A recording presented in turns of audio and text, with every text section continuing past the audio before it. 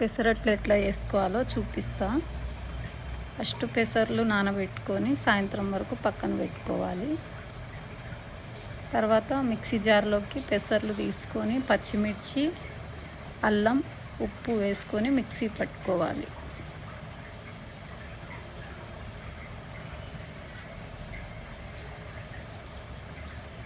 కొన్ని నీళ్ళు పోసి మిక్సీ పట్టుకొని ఒక 10 నిమిషాలు పక్కన పెట్టుకోవాలి.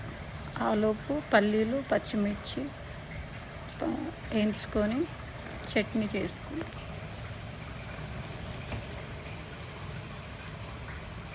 పల్లీలు, పచ్చిమిర్చి, ఉల్లిపాయలు, వెల్లుల్లి వేసుకొని మిక్సీ పట్టుకుందాం చట్నీ కోసం.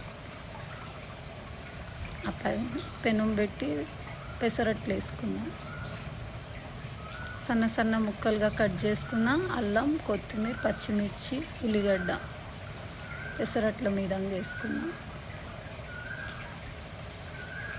అలాగే కొంచెం ఆయిల్ వేసుకొని